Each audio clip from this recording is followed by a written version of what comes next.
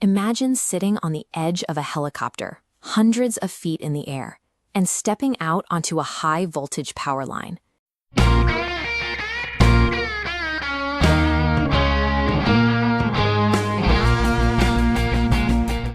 As you extend a metal wand toward the wire, the air violently tears apart, snapping a blinding, high-energy arc directly to your tool.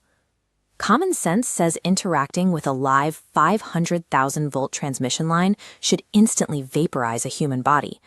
But America's electrical infrastructure is stretched so thin that utility companies cannot shut down these massive arteries for routine maintenance without causing regional blackouts. The work has to be done while the juice is still flowing. This is a highly calculated elite trade, where blue-collar specialists command salaries exceeding $250,000 a year, all without a college degree. Surviving this environment requires a precise manipulation of the same physical forces that threaten the aircraft.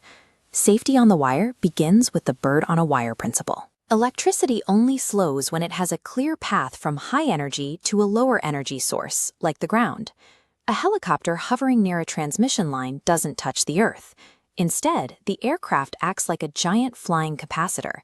As it approaches the line, a massive difference in static electrical charge builds up between the metal chopper and the wire. Before the lineman can touch anything, they extend a metal bonding wand to intentionally draw an arc. This intercepts the massive charging current, routing it safely through a bypass cable directly into the helicopter's chassis. The moment that metal wand touches the wire, the arc stops. The aircraft, the pilot, and the lineman have all reached the exact same electrical potential as the live line. By maintaining this equal potential state, crews transform a lethal electrical threat into a controllable workspace. Even when the electrical potential is equalized, the immense electric field radiating from the wire remains dangerous to human tissue. The solution to this invisible threat relies on a theory developed in the 19th century by Michael Faraday, who proved that a conductive cage can completely shield its interior from external electric fields. Today's aerial linemen literally wear that cage.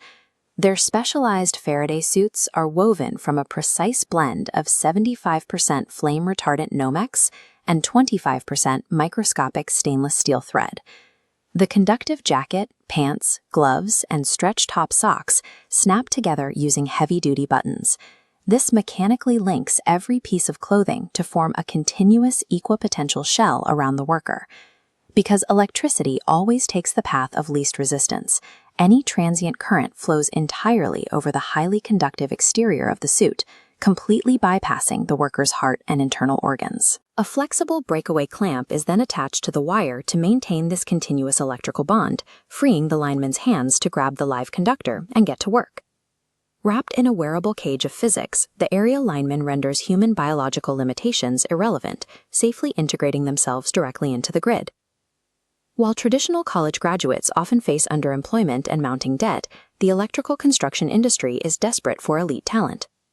The economics of this trade start with a solid baseline. A standard journeyman utility worker generally earns a base rate of anywhere from $32 to $50 an hour, but from there, the compensation structure shifts. To legally ride on the outside of a helicopter, workers must qualify under specific FAA Class B Human External Cargo, or HEC rules. This chart shows exactly how that compensation stacks up. You start with the base salary, and then pile on a series of distinct premiums: a percentage bump for HEC operations, hazard pay for working at high elevations, and intense overtime multipliers during storm seasons. These compounding multipliers push standard annual earnings well past $150,000. For top-tier traveling specialists chasing emergency outages, that number frequently exceeds $250,000 a year.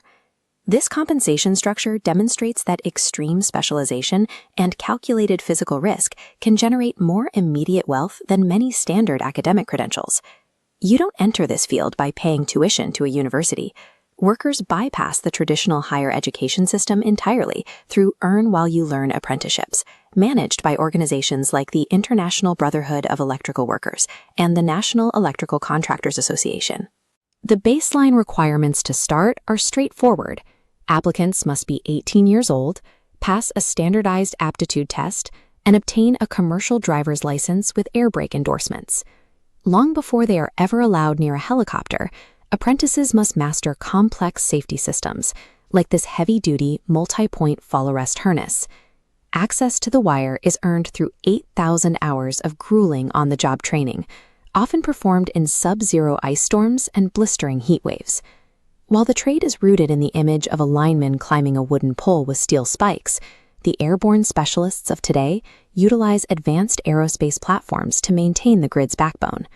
Ultimately, these crews demonstrate that the financial rewards of the modern era aren't limited to those with a degree.